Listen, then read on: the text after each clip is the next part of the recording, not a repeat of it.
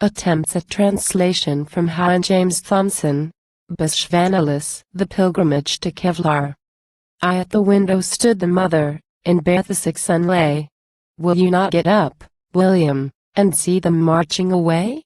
I am so ill, O mother, that I cannot hear or see. I think of my dead Maggie, and my heart is broken in me. Get up. We will to Kevlar, take missal and rosary. The Mother of God our Savior will heal thy heart for thee. They wave the broad church banners, they chant the holy song. And through Cologne on the Rhine stream, the procession draws along. The mother follows the pilgrims, and her sick son leadeth she. And their voices join in the chorale, Blessed be thou, Marie. 2. The Mother of God at Kevlar today wears her richest dress. Today she will be right busy, such numbers come in distress. And all the poor sick people bring with them offerings meet. They are little waxen figures, many waxen hands and feet. And who a wax hand offers, his hand's wound hurts no more. And who a wax foot offers, his foot is healed of its sore. To Kevlar went many on crutches, who now can dance all night. And many now play on the viol whose fingers were helpless quite. The mother took a wax slide, and throughout shaped a heart. Take that to our dear Lord's mother, and she will cure thy smart. Sighing he took the wax heart and knelt to the holy form, the tears from his eyes outstreaming, and the words from his heart blood warm. Thou blessed among women, God's virgin pure from taint, thou queen of the highest heaven, to thee I bring my plaint. I lived with my dear mother in the city of Cologne, the city for many hundreds of churches and chapels known. And next to us lived Maggie, she lives not now, Marie. I bring thee a wax heart, my bleeding heart heal thou. Heal thou my heart sore wounded, and early and late to thee will I sing and pray with fervor. Blessed be thou, Marie. 3. The sick son and his mother were sleeping from all ill, when lo, the mother of Jesus came gliding in so still. She bent down over the sick one, and softly laid her hand upon his heart. Then vanished smiling sweet and bland. The mother saw in her dreaming, and fain had seen yet more. But she was roused from slumber, the dogs made such uproar. There lay outstretched beside her her son, and he was dead. On the pallid features sparkled the light of the morning red. The mother folded her hands then, she felt so wistfully. Devoutly sang she softly, Blessed be thou, Marie. The Loreley. I know not what evil is coming, but my heart feels sad and cold. A song in my head keeps humming, a tale from the times of old. The air is fresh and it darkles, and smoothly flows the Rhine. The peak of the mountain sparkles in the fading sunset shine. The loveliest wonderful maiden on high is sitting there, with golden jewels braided, and she combs her golden hair. With a golden comb sits combing, and ever the while sings she a marvelous song through the gloaming of magical melody. It hath caught the boatman, and bound him in the spell of a wild sad love. He sees not the rocks around him, he sees only her above. The waves through the pass sweep swinging, but boatman or boat is none. And this with her mighty singing the Loreley hath done. The mountain voice. All sadly through the stern ravine road there rode a horseman brave. Ah! Draw I near to my darling's arms, or near to the gloomy grave? The echo answer gave, to the gloomy grave. And as the horseman onward rode a deep sigh heaved his breast, If I thus early go to the grave, well, in the grave is rest. The answering voice confessed, in the grave is rest. Slowly adown the rider's cheek a tear of sad thought fell, If but in the grave there is rest for me in the grave 'tis well. Whereto the echoing knell, in the grave 'tis well. For many thousand ages the steadfast stars above have gazed upon each other with ever mournful love. They speak a certain language, so beautiful, so grand, which none of the philologians could ever understand. But I have learned it forever, by the grace of studying one grammar, my heart's own darling's face. In the Rhine, In the beautiful river, the mighty shadow is thrown, with its great cathedral, of holy and great Cologne. One picture in the cathedral, on gilded leather wrought, unto my life's wild sorrow hath gracious comfort brought, the dear Madonna, with floating angels and flowers above. The eyes and the lips and the contours are all just those of my love. The lotus flower doth languish beneath the sun's fierce light. With drooping head she waiteth all dreamily for night. The moon is her true lover, less than sup greater than one less than slash sup greater than he wakes her with his glance. To him she unveils gladly her gentle countenance.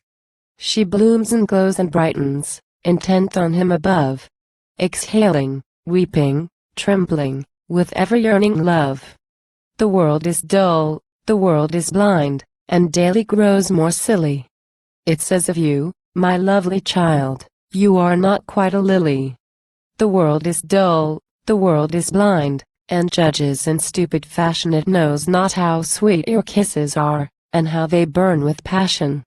I blame thee not, a broken heart my lot, O love forever lost. I blame thee not. Though thou art splendid with the diamonds bright, there falls no gleam within thy heart's deep night. I've known this long. I saw thee in clear dream, and saw black night within thy soul supreme, and saw the worm still fretting at thy heart. I saw how wretched, O my love, thou art.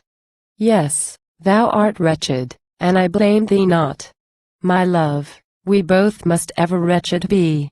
Until death's peace concludes our fatal lot, my love, we both must ever wretched be.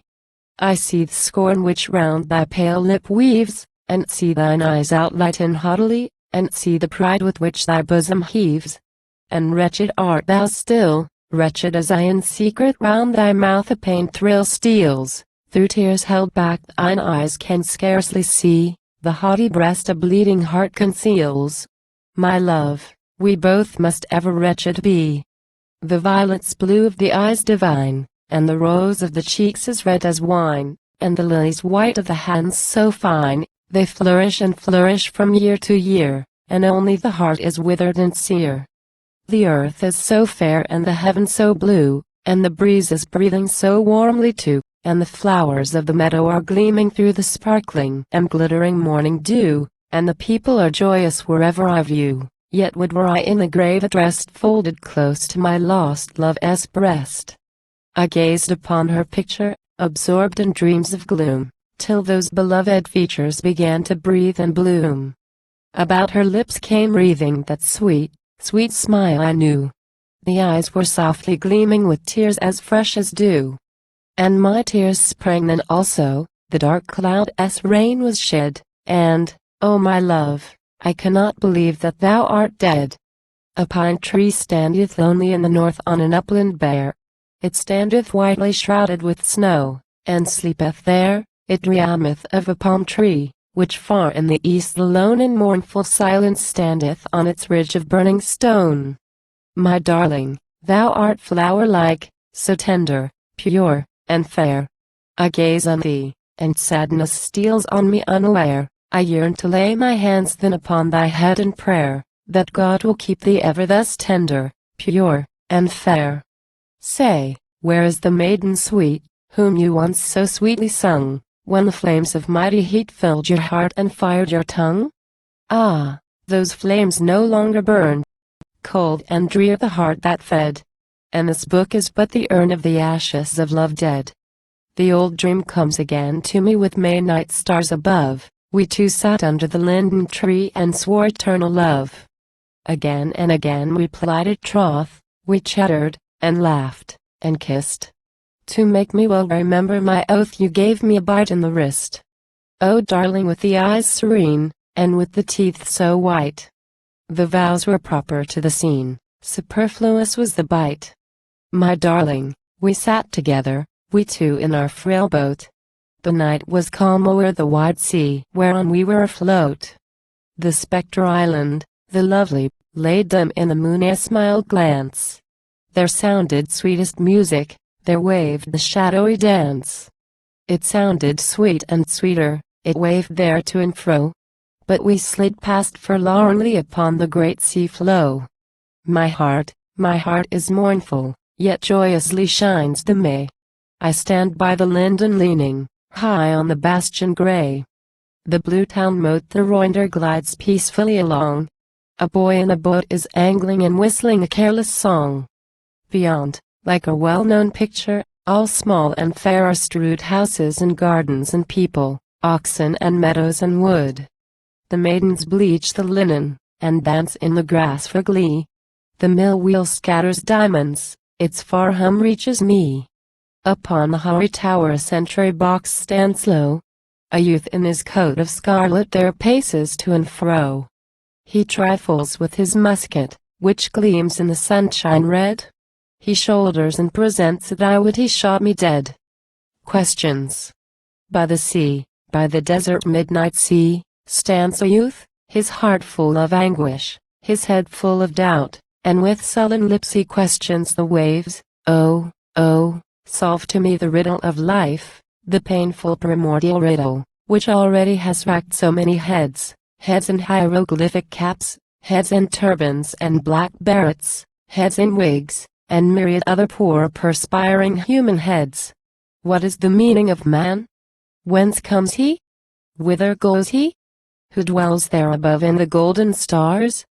The waves murmur their everlasting murmur, the wind sweeps, the clouds scud, the stars glitter indifferent and cold, and a fool awaits an answer. As I each day in the morning pass by that house of thine, it gives me joy, thou darling, when you at the window shine. Your dark brown eyes they ask me, as only sweet eyes can, who art thou, and what ails thee, thou sickly foreign man?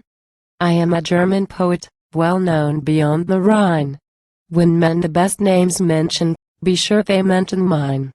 And what ails me, thou darling, ails many beyond the Rhine. When men the worst was mentioned, less than sub greater than to less than slash sub greater than, be sure they mention mine. You lovely fisher maiden, bring now the boat to land, come here and sit beside me, we yellow prattle hand in hand. Your head lay on my bosom, nor be afraid of me, do you not trust all fearless daily the great wild sea? My heart is like the sea, dear, has storm, and ebb, and flow, and many purest pearl gems within its dim depth glow. The moon is full arisen, and shineth over the sea, and I embrace my darling, our hearts swell free. In the arms of the lovely maiden I lie alone on the strand. What sounds in the breezes sighing? Why trembles your white hand? That is no breezes sighing, that is the mermaiden's song, the singing of my sisters whom the sea hath drowned so long. Where? Where shall once the wanderer weary meet his resting place and shrine? Under palm trees by the Ganges? Under lindens of the Rhine? Shall I somewhere in the desert owe my grave to stranger hands? Or upon some lonely seashore rest at last beneath the sands? Ever onward. God as wide heaven must surround me there as here. And like death lamps so o'er me swinging night by night the stars burn clear. Body and soul. The poor soul speaketh to its clay, I cannot leave thee thus. I'll stay with thee in death will sink and black annihilation drink. Thou still hast been my second eye, embracing me so lovingly. A satin feast robe round my form doubled with ermine soft and warm. Woe is me. I dare not face the fact quite disembodied, quite abstract, to loiter as a blessed night above there in the realm of thought, through heavenly halls immense and frigid, where the immortals dumb and rigid yawn to me as they clatter by with leaden clogs so wearily. Oh, it is horrible. Oh, stay, stay with me, thou beloved clay. The body to the poor soul said, oh, murmur not, be comforted. We all should quietly endure the wounds of fate, which none can cure. I was the lamp as wick, and to dust consume. But thou, the spirit, must be saved with care, and lifted far to shine in heaven, a little star of purest light. I am but cinder, mere matter, rubbish, rotten tinder, losing the shape we took at birth, mouldering again to earth in earth.